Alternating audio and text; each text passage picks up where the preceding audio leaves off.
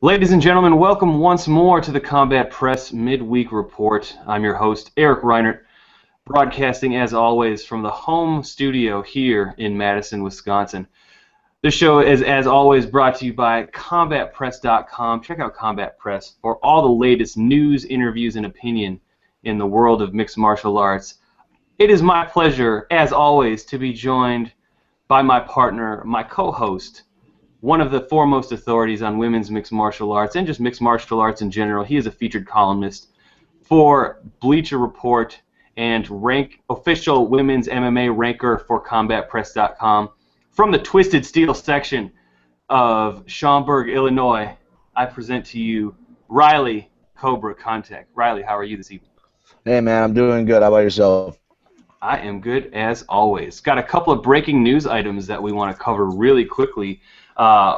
Both breaking within the last week, pretty much the last hour of this broadcast, and we'll talk about that right off the bat. Of course, I'm talking about UFC heavyweight champion Cain Velasquez withdrawing from his fight at UFC 180 in Mexico City against Fabricio Verdum with an injury. Instead, Verdum will face Mark Hunt for an interim heavyweight title at UFC 180 in Mexico City. Riley, your reaction right off the bat to this news?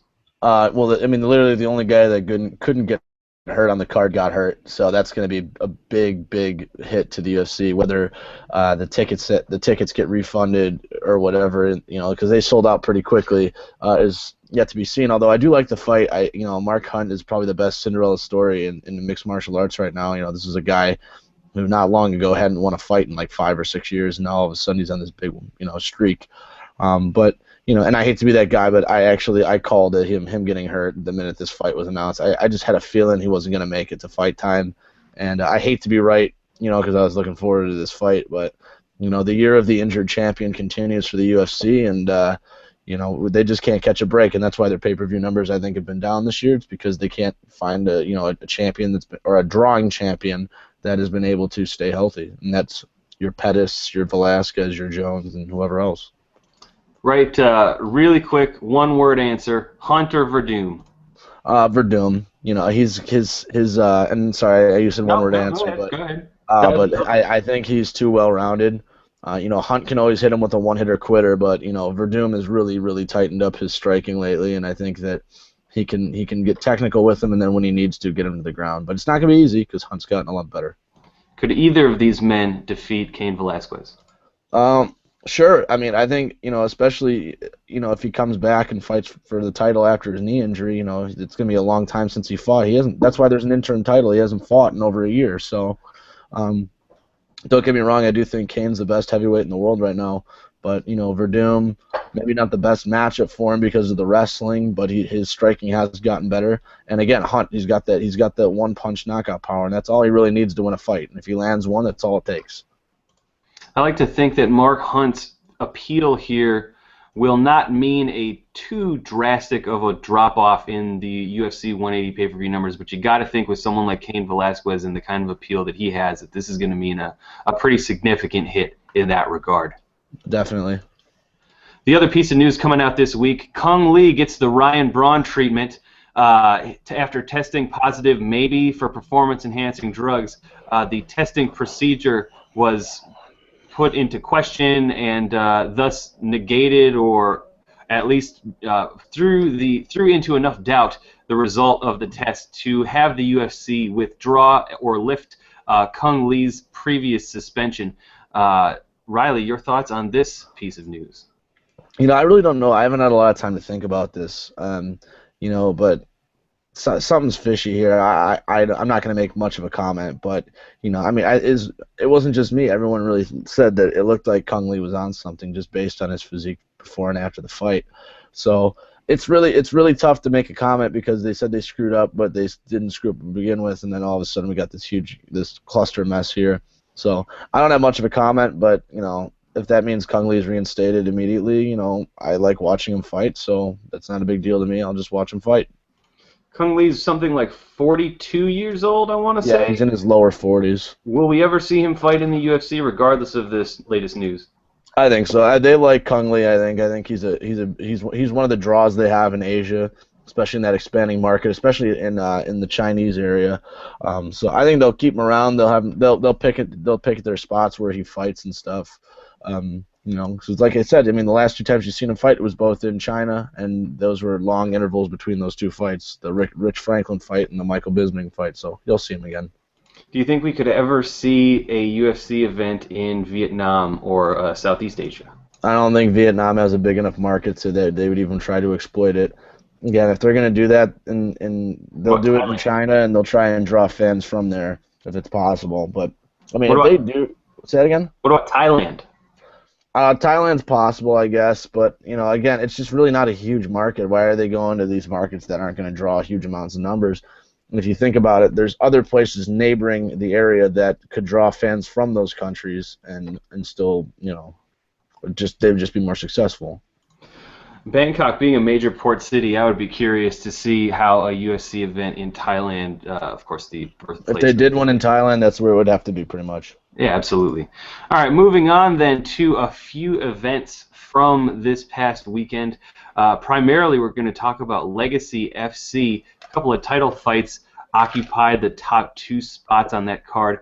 In the co-main event, Damasio Page captured the Legacy FC flyweight title in his fight against Brian Hall. And then we saw Cody East capture the heavyweight title in Legacy FC. Riley, my question for you is this: which of these 2 fighters will be in the UFC first?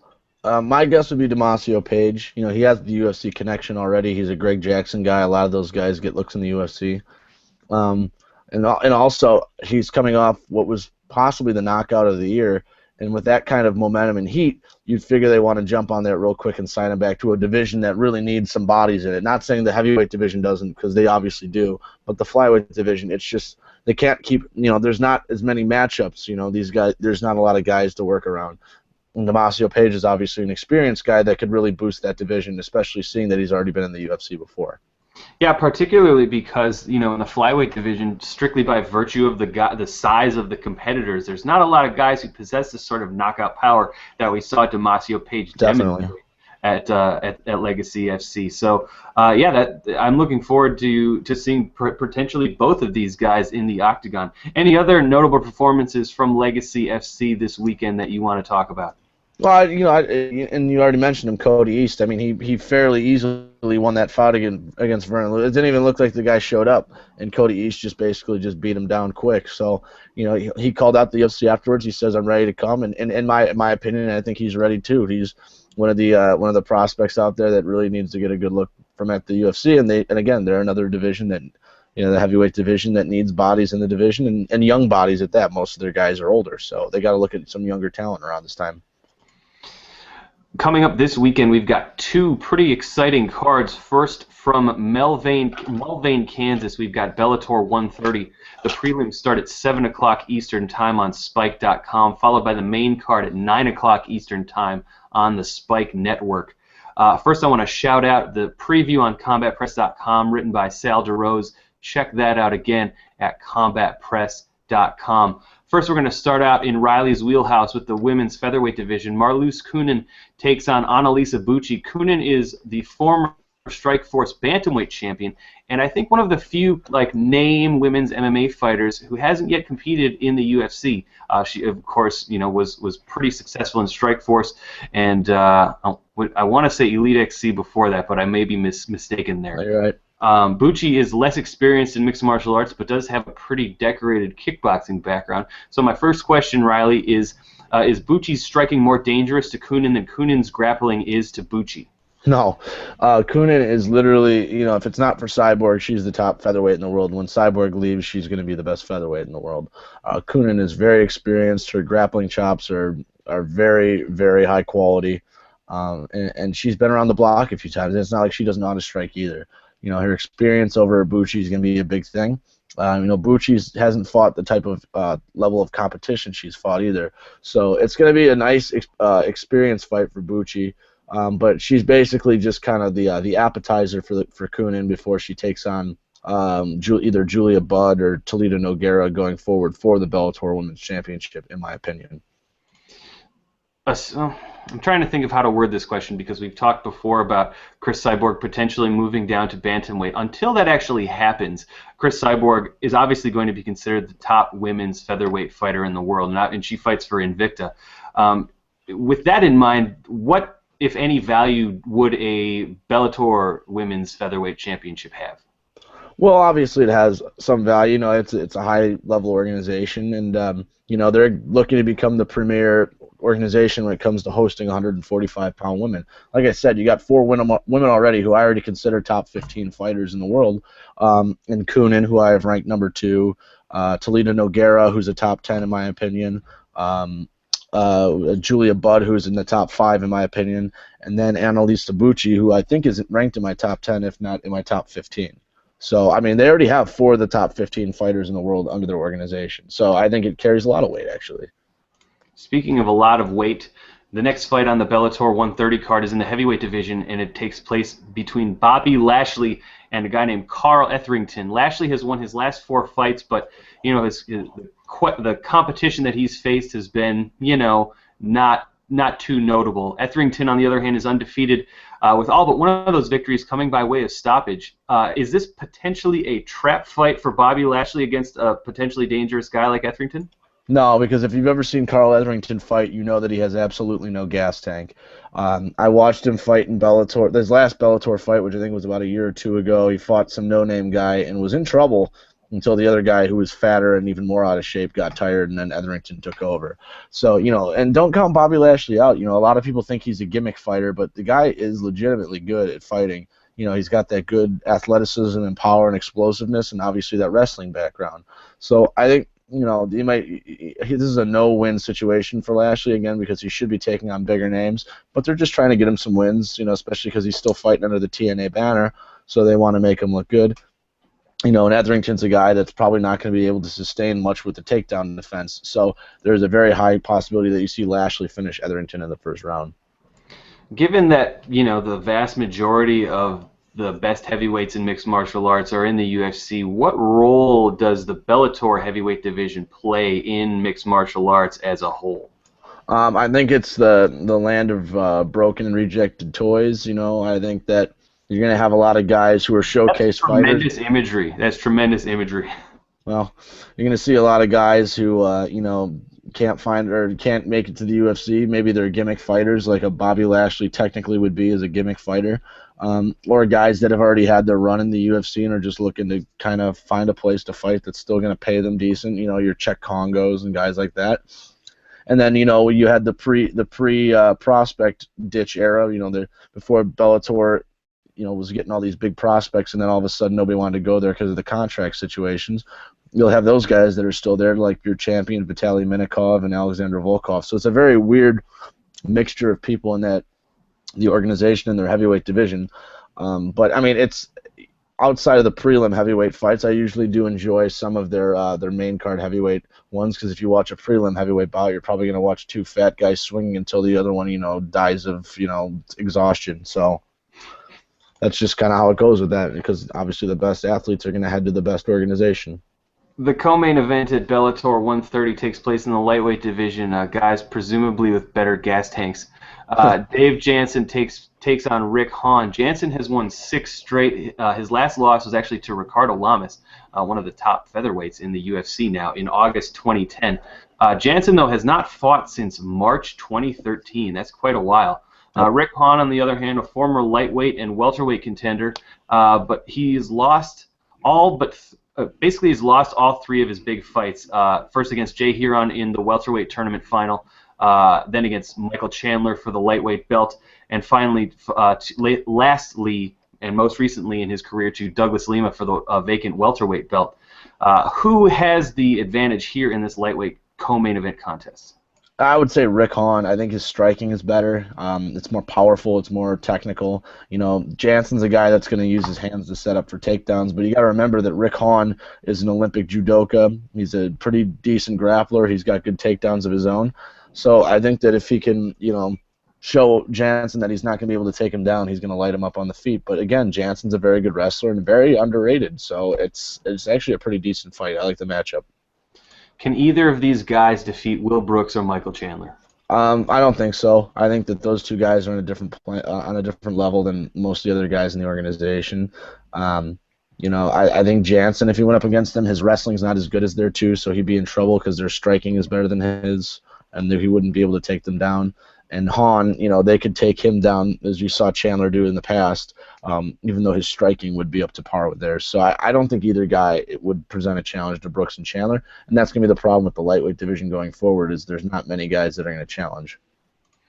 The light heavyweight division is the showcase division on Friday night at Bellator 130. Its champion, Emmanuel Newton, takes on Linton Vassell for the light heavyweight belt. Newton has won his last 6. He's 12-1 since 2010, and his last fight ended in a knockout victory over Joey Beltran, which I did not think was actually possible. It's possible. Meanwhile, Vassell has won his last 9, so a very impressive recent record himself. First, obviously, Riley, call this fight for us. Who do you think is going to win? Well, I like Emmanuel Newton in this fight, and that is nothing against Linton Vassell because I'm actually very high on Linton Vassell. I liked him. I wish he was a guy that the UFC got their hands on, especially when they were heading over to the UK for some of those shows, and obviously Bellator beat him to the punch. Vassell's pretty well-rounded. I like his striking a lot, but, Emmanuel Newton is just so unorthodox on the feet. He's got those good kicks, and then, he's got his signature spinning back fist, and he just does a lot of things well. Not great, but well. And he's also got wrestling in his back pocket. King Mo couldn't wrestle him to the ground because he was just very good at counter wrestling and wrestling his way out of things. So, I think Newton's is going to be their top light heavyweight for a while unless somebody big just decides to step up and take him out. And I just don't think Vassell will be that guy. Although, like I said, I do like him as a fighter. The most interesting thing I find about Bellator is in its light heavyweight division, and that's that there's sort of 2 light heavyweight divisions. There's the regular one with Emmanuel Newton as its champion, but then there's this other kind of side area with Tito Ortiz and Rampage and Stephan Bonner. How would Emmanuel Newton stack up against these 3 UFC veterans? If we're talking about, you included Rampage on that one, right? Correct. Okay. Rampage, I don't think they would fight because they're friends. I don't think Rampage would fight him to begin with, so I'm not even going to comment on that because I just don't think it would happen. Tito Ortiz, don't look too much into his last one. He was much bigger than Shlemenko, and Shlemenko's a kickboxer and he's a wrestler. I think Tito he's not the fighter he used to be anymore. He would not be able to get Newton down. Newton would basically just beat him on the feet with his unorthodox stuff. It might be a close fight, but Newton, I think, would still take him. And then Bonner, I don't think he's got much left in the tank either. I think that Newton would probably beat him on the feet, and that would be that. I mean, although Bonner's a tough guy, he probably wouldn't finish him. Anything else from this Friday's Bellator 130 event that you want to mention? Not really. All right, moving on then to the big event this weekend, obviously in the world of MMA, is the UFC's pay-per-view, UFC 179, taking place in Rio de Janeiro. The prelims start at 7 o'clock Eastern Time on Fight Pass, with additional prelims beginning on Fox Sports 1 at 8 o'clock Eastern Time. The main card, as always, begins, well, as almost always, except for that brief period of time where they started 1 hour earlier, begins at 10 o'clock Eastern Time, only on pay-per-view. First, I want to shout out Brian Henderson and Rob Tatum's toe-to-toe preview of UFC 179. Go check that out on combatpress.com. We're going to talk about the main card here because, the more I looked at this card, with the possible exception of one fight, the more that I got pretty excited actually to watch this one on Saturday. The first fight on the main card is a lightweight contest between Diego Ferreira and Beneil Dariush. First of all, the UFC's Countdown to UFC 179 program, which I don't typically watch, but for some reason I decided to this time around. They decided to focus on Diego Ferreira and Beneil Dariush, even though it's the opening fight on the main card, probably because the next 2 fights both feature guys who, I don't know how much English they speak, but it's actually a fairly compelling segment, even though it was and I suppose that's the idea, but even for the opening fight on the main card. Ferreira is undefeated, just overall undefeated in the UFC. He's got 2 stoppage finishes in the UFC. His last one, a TKO victory over Ramsey Nijem just a few months ago at UFC 177. Meanwhile, Dariush is 2-1 in the UFC, but has submitted both of the opponents that he defeated. Which fighter in this contest has the brighter future in the lightweight division? I would say Carlos Diego Ferreira. If you remember when we talked about UFC 177, it wasn't long ago. You remember that I'm very, very high on Ferreira. I really like his skills, and even his striking even went past my expectations of what it'd be like in that fight. He actually looked very comfortable on the feet. Yep. So he's even better than I might have thought he was. And I just think with his Brazilian Jiu-Jitsu skills, which if you saw the Nijim fight, he just looked like on another level than Nijim in terms of overall grappling. He's just built to be a top 25 guy, and I think that he will get a top 25 opponent if he beats Beneil Dariush. Now I'm not saying that's going to be easy. I think Dariush is also a very good prospect. He's got good wrestling. He also is a good grappler himself, and he does have some striking to go along with it. So I think they're very similar yet different prospects, but I do think that Ferreira has the brighter future. Let's talk just about this fight in particular. Ferreira is the slight betting favorite. Do you agree? Yes, I do agree. I actually surprised it's slight, but it could be because they're both young guys in the UFC and they don't really have a huge gauge on what they're looking like yet. But whoever wins this fight is going to take a big step up in competition, in my opinion. Next on the card is the fight that I think is actually the most difficult to call in the featherweight division between Darren Elkins, who's ranked 13th in the UFC's rankings, taking on a guy named Lucas Martins. First, I want to shout out Matt Quiggins, who interviewed Darren Elkins. Check that out at combatpress.com. Elkins beat some decent guys at 145, but he kind of stumbled against Chad Mendes in a big way and against Jeremy Stevens, who he lost to by decision. Martins lost to Edson Barbosa in his debut, but he has won his next 3 fights, and he has only been to the judges' scorecards once in his entire professional career. So I would say this is one of experience on the side of Elkins versus explosiveness on the side of Martins. Riley, give us your thoughts on this one in the featherweight. I don't know how you thought this was a tough one to call. I think this one's fairly straightforward. I think Darren Elkins is going to charge forward, take him down, and beat him up. Martins has good kickboxing, but I don't think he has much of a ground game. And I think that Elkins is going to, pretty much show him who daddy is in this fight. His wrestling is on another level, and his boxing has actually improved to a point where he's going to be able to stand, set up his takedowns, and get them fairly easily. So I actually think he will finish. I'm not going to say he will finish Martins. He has the possibility. Elkins doesn't have the best track record with finishing, but I think this should be a pretty straightforward fight for Mr. Elkins. I, on the other hand, am choosing Martins by knockout or technical knockout. I believe that Darren Elkins he's put a lot of miles on his MMA gas tank, and he's no young gun anymore. And taking the Brazilian home crowd into effect as well, I believe that Martins will emerge victorious and take a big step in the featherweight division. I just don't think that he's fought anybody, and Elkins has been in there with a lot of good guys, so I think that's going to play a big factor.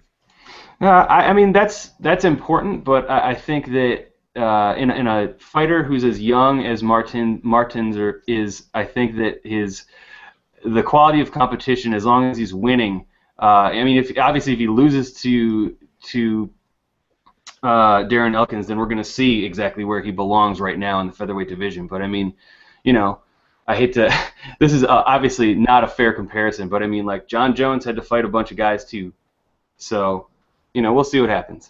Yeah. In the light heavyweight division, Fabio Maldonado, the 15th ranked fighter, takes on Hans Stringer. I've got a few opinions on why this one was included, or why the UFC may have chosen to include this fight of all of the others on the main card of UFC 179. Check that out tomorrow, Wednesday, in my UFC 179 Buy It or Bar It column on combatpress.com. Maldonado won 3 in a row at light heavyweight before losing to Stipe Miocic at heavyweight. He stepped up on pretty short notice to take on one of the best fighters in the heavyweight division, and the result was pretty much what one might have expected.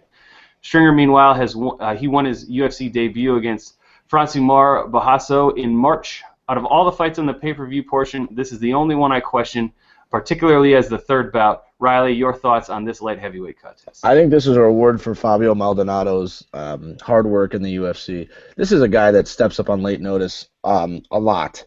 I mean, not even just the Stipe Miocic fight at heavyweight. You think about it, and I'm looking at the poster in my room right now, Silva versus Bonner. Remember, he's like literally, I want Glover Teixeira. Give me Glover Teixeira and put me on that card, on the main card. And they did it, and he got his ass kicked. but they respected the fact that he called him out and wanted on that card on late notice. And he's done it before. I mean, he got into the UFC with a late notice fight, and you're talking about a guy who is constantly entertaining. Every fight he's ever been in has been a fun fight, and stop me if I'm wrong, because I think I've never been bored in one of his fights. And that's, I think, another reason to putting him on there, because they want to make sure that they have an entertaining fight on the main card that leads to the two main fights. Mm-hmm. That is my opinion.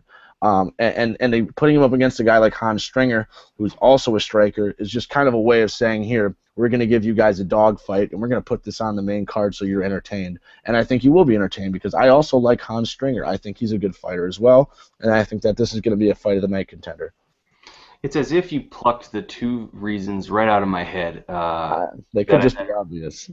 Well, that could be true. So fine. Elsewhere in the light heavyweight division, Glover Teixeira, former light heavyweight title contender, takes on Phil Davis, 6th ranked in the light heavyweight division. Teixeira is 5-1 in the UFC. Davis is 8-2 in the UFC with 1 no contest. We've seen Phil Davis take on some good strikers and win. We've seen Teixeira take on really good wrestlers and win. Who will be better against his opponent's respective strength in this co-main event contest? I would say Teixeira. I don't think Davis is a very good striker. I don't think he's evolved much since coming to the UFC. I think he's always going to be the athletic, powerful wrestler that has some ground skills. But Teixeira is a guy who was on the Brazilian, wrestling team. He's a guy that's been around the block a lot. He's a long-time veteran of the sport. You're talking about a guy that used to spar with Chuck Liddell, all right? I mean, he can wrestle, and he's a much better striker than Phil Davis is. And I think that his underrated wrestling ability and his very good submission ability, which we know he has a great guillotine choke, and we know that he's got other submissions on the ground, that's going to pay dividends. So I really like Teixeira in this fight, and I think that people have figured out how to beat Phil Davis. I mean, and it's not that he's been beaten a lot, but the guys that he's been losing to are guys that are can defend the takedown, and I think Teixeira can defend the takedown. Davis is between plus 230 and plus 265. Teixeira minus 300, minus 325, somewhere in that range. Do you think that's reflective of like the true odds of this fight? No, I actually thought the odds would be much closer than that. I actually thought that Teixeira would be the underdog and Davis would be the favored one here. That actually very much surprises me. Assuming you're predicting Teixeira to win here, what more would he have to do then to get another shot at the light heavyweight belt? Well, seeing as his last fight was a title loss, I'd say he'd probably need two more wins, because if you think about it, Cormier's next in line, and then you got Gustafsson, who's probably I heard fighting Rashad Evans in January, but he would, assuming Gustafsson won, he would be next in line, and Teixeira would have to take at least 1 or 2 more fights to even be considered. The main event at UFC 179 is a featherweight title rematch between Jose Aldo and consensus top contender Chad Money Mendes. Aldo hasn't lost a professional fight since 2005, and he has been the WEC or UFC featherweight champion since 2009. He last fought back in February, winning a decision over Ricardo Lamas. Mendes, meanwhile, has only lost once in his fight 2.5 years ago to Jose Aldo, and has won his subsequent 5 straight fights, including 4 by knockout or technical knockout. Mendes has obviously looked very impressive, but Jose Aldo, he's considered by Rob Tatum to be the #1 pound-for-pound fighter in the world. I think no matter where you put him in that ranking, obviously he's going to be somewhere in the top 5, perhaps even the top 3 of most people's rankings. With that being said, is there any reason to suspect that Mendes can take Aldo's belt? It's obviously anything's possible. It's MMA, but I was going to say that Aldo is probably the most unnecessarily underrated fighter in the world. He's never, ever discussed as one of the top guys when he easily should be. I mean, you're talking about a guy who has been in the Zuffa organization for well over 5-6 years and hasn't lost. And it's not like he's been taking on busters either. He's been taking on good fighters. So, obviously Mendes has a chance. His wrestling is good. And Aldo's not exactly known for having a deep gas tank. But, I just think that Aldo's striking and the leg kicks are going to add up. And Mendes himself doesn't have a great gas tank, in my opinion, either. So I think the guy that lasts longer is going to win. So it's just a matter of cardio. If Aldo does end up winning, he he already has cleaned out the majority of the featherweight division, which is why he's taking on Chad Mendes, aside from Mendes' subsequent success after his loss to Aldo. But if Aldo wins on Saturday night, who does he fight next? Conor McGregor, Ireland, Soccer Stadium, book it. There you have it, folks. Any other thoughts on UFC 179 that you want to share, Riley? I just like some of the prospects on the undercard that we're not going to talk about. Especially there are three big names, and two of them are actually fighting each other. Gilbert Burns and Christos Giagos is one of the fights that's going to happen. I like both of those guys, although I do think Gilbert Burns has much more upside thanks to his almost second to none Brazilian Jiu-Jitsu in the lightweight division. If you've never seen the guy grapple, please YouTube. He's very, very good. And then a guy who's always going to be a personal favorite of mine, but he's still a prospect in my opinion, is Andre Fili. Really, really like Andre Fili. His striking's good. He's tough, and he can do it all. And he's got a tough matchup in Felipe Aranches, but I think that he's really has a good chance of taking that one. You buying this one on pay-per-view? We'll see. I'm either going to watch it at a bar or maybe a last-minute thing, but there's a very good chance that I watch it at a bar instead. Check out my preview of UFC 179 on CombatPress.com, as well as the toe-to-toe preview from Rob Tatum and Brian Henderson. I presume what will be a few more interviews with UFC 179 fighters on CombatPress.com prior to the event on Saturday night. All right, Riley. We had so much fun last week doing a bunch of rapid fire questions. I think we did 20 or 21. This week, let's do 3-ish. Are you ready? Okay. Absolutely. My first question for you: who is the best fighter at Team Alpha Male? Right now, I'd say T.J. Dillashaw, and I don't think that's even disputed. The kid has just been unbelievable lately. Working with Dwayne Ludwig, who I'm obviously wearing his shirt right now, Dwayne Bang Ludwig. And I think he's just hit a peak right now that he hasn't seen earlier in his career, and he's really kind of developed into the guy that they thought he was going to be. So I really, really do think that right now Dillashaw is the best guy in their camp. Would your opinion change if Mendes defeats Jose Aldo? No, I would not. I would still say Dillashaw is better right now. Second question. Jose Aldo is the lone non-American champion in the UFC. Who will be the next non-American champion in the UFC? That is a very tough one not to prepare for, and you got to think of it by weight class. And if Renan Barão gets a chance after he beats Mitch Gagnon, I would have to say him because I think he does have a very good chance of beating Dillashaw. But hard to prepare for that one. Because I don't think Vitor is going to beat Chris Weidman. I don't think Jacare is going to beat Chris Weidman. Obviously the other best chance of winning it would be Gustafsson, but. Actually, no. I tell you who the next UFC champion that's going to be foreign is going to be the interim heavyweight champion, either Fabricio Verdum or Mark Hunt. Just thought of that right now. That was going to be my follow-up question. Instead, I'll ask this.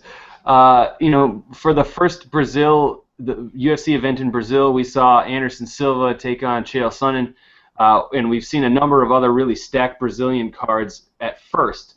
Now, they still stack them with Brazilian fighters. But, compared to some of the other events, obviously UFC 178, but also 180, 181, 182 coming up, UFC 179, I would say maybe leaves a bit to be desired. So my question is this: is Brazil no longer a premier, quote-unquote, big fight destination for the UFC? For some reason it isn't, but it should be. I think they just expect Brazilians to come out to any fight, and that's very foolish mentality. I think the next pay-per-view they do there, they need to have a big star on there, and they have to have at least 2 or 3 feature fights with big Brazilian names, or just big names in general that will draw attendance and pay-per-view buys. See, this one isn't bad, but I don't expect it to do a great amount of pay-per-view buys, though. What impact do you think the lack of Brazilian champions has on the UFC's decision-making when it comes to its Brazilian events? Oh, I think that definitely makes a big difference. You used to have Anderson Silva, a guy that you could just expect to, draw a sellout instantaneously. Obviously, I think the fans like Aldo, and I think that's important. But there's no way Aldo even has like 1/10 of the popularity that Anderson Silva has, and it might even be less than that. Barão's not champion anymore. I don't know if he was extremely popular there anymore. And obviously, Junior Dos Santos, he was a guy that should have been a huge draw there, but he didn't hold on to the title long enough. So. I think it definitely impacts it. When MMA was first kind of getting started and becoming more well-known and becoming more legitimized, and even before that in the United States, fighters from the U.S. were pretty dominant. Fighters from Brazil were obviously very dominant. And then you had a a couple other countries here and there. Now, obviously, the sport has become more globalized. We're seeing a lot of fighters from a lot of different places. It seems that that has resulted in Brazilians kind of losing their status as one of the top MMA fighter-producing countries. Agree or disagree, Riley?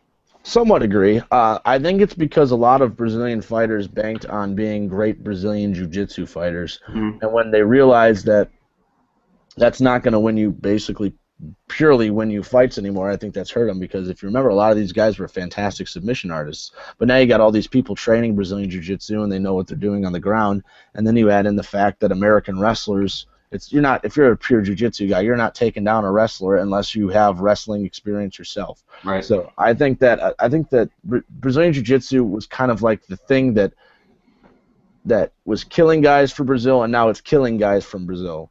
So it's kind of like a double-edged sword. It brought him to the dance table and gave him all these stars, and now the other edge of the sword's kind of taking him out on the same end. Right? You know what I'm saying? Sure, absolutely, and I think you touched on it a lot briefly in what you said, but submission defense just in general is like 101 type stuff now in MMA. So the guys who are purely submission fighters no longer have the advantage that they did, as you said. All right, as we do at the end of every program, let's have ourselves a Wrestling Minute. We've got Hell in the Cell pay-per-view coming up this Sunday. Riley, give us your thoughts on Monday Night Raw and Hell in the Cell. Well, Monday Night Raw, I thought it was pretty good. I thought there was a few too many promos. I like to see the wrestling aspect, obviously, but when they did the promos, there wasn't too much wasting time. They usually got right down to business. Obviously, Foley's return was big. I think that surprised a lot of people, and it made for a great segment because Foley is such a great mic master that he just made that segment a million times better. Because I've said it in recent weeks, I don't like the direction that Dean Ambrose's character is going in. It's just he's too goofy and weird now instead of being that badass anti-hero that he started off being. And then he kind of saved the segment a little bit towards the end, and then Mick Foley really saved the segment for him. Obviously, the end of the show, he also looked very good. I liked what he was doing in the main event as well. But they really just need to stop making him such a goofy, weird guy now, because I liked him much better when he was the anti-hero, kind of there to kick your ass, be dark about it, and then leave. Are you gonna watch Hell in the Cell on Sunday? If I am free on Sunday, I will watch it, but it's not one that I'm gonna go out of my way to make sure I see. I would love to see the Rollins Ambrose Hell in the Cell. And I would love to see Ziggler versus Cesaro, because I just know that's going to be just a wrestling masterpiece, because those two guys are just so damn good. But other than that, I've seen Orton Cena more times than I care to remember. Big Show Rusev, it's going to be a good match, so I'm kind of interested in that one. Miz versus Sheamus, whatever. I'm not a huge fan of Miz's wrestling acumen. The Bella thing, I would rather, walk naked into a sawmill than have to watch that again. God damn. I'm just so sick of that awful feud that's just doing nothing for anybody.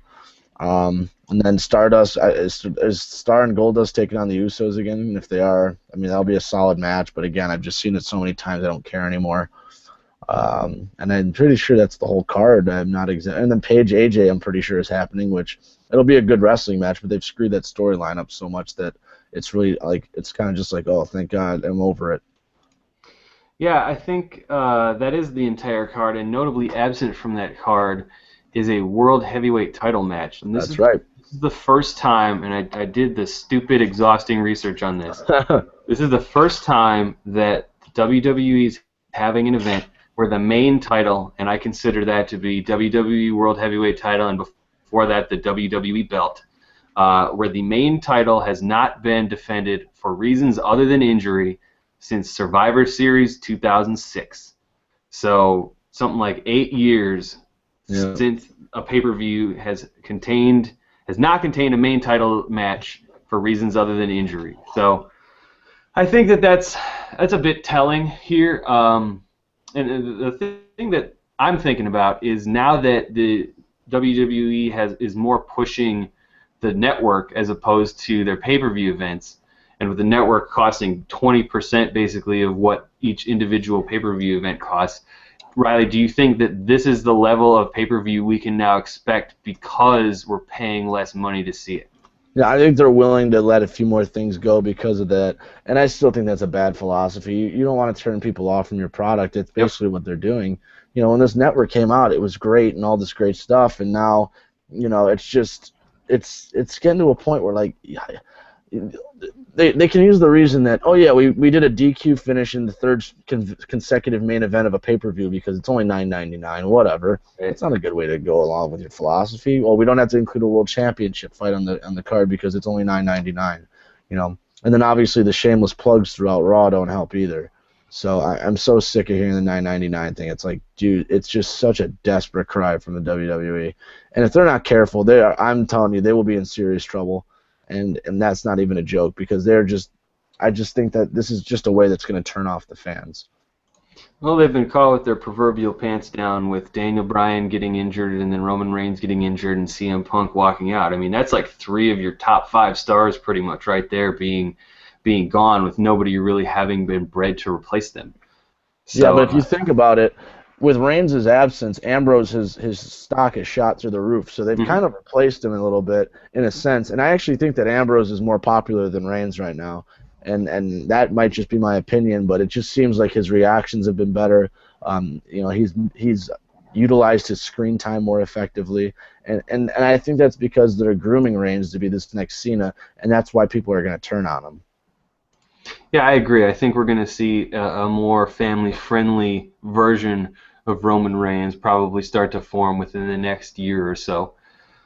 Well, Isn't it funny how it works that the guys that act like badasses on TV are the ones that usually get over, and the ones that act like goofball, like douchebags don't get over? Isn't that amazing how that works? WWE, it's sports entertainment. The Shield, the 3 most serious ass-kicking guys all get over. Wow, what a surprise. Oh, you're telling me that the Exotic Express isn't over yet? Get out of town. Fandango was briefly over, but then they buried it. No, he wasn't over. It was the stupid dance was over. He was not over. And then again, the Wyatts, 3 serious ass-kickers, they got over extremely quickly. Surprise, surprise. It's a proven equation. That'll do it for this week's episode of the Combat Press Midweek Report. As always, visit combatpress.com on the internets for all the latest news, interviews, and opinions in the world of MMA. Follow Combat Press on Twitter at Combat Press, and make sure to visit Facebook and like the Combat Press page on that website as well. You can follow me on Twitter at Reinert Eric. Riley, Big Riles MMA on the path to 1 million followers. That's right. We're only about 999,750 away. Didn't really move from last week. Because nobody wants the giveaway. Jeez. For the 1,000,000th follower, we will give away something very, very exciting. It might be a T-shirt signed by me and Riley. It might be something worth $1 million. I don't know. It's going to be really expensive and amazing. And you can only find out what that is if you are his 1,000,000th follower. So get on the Twitter and follow Riley Contact at Big Riles MMA. All right, Riley, thanks for talking tonight. Appreciate your company as always. Yep. For Riley Contact, I'm Eric Reiner. Thanks for viewing us tonight, and enjoy the fights this weekend.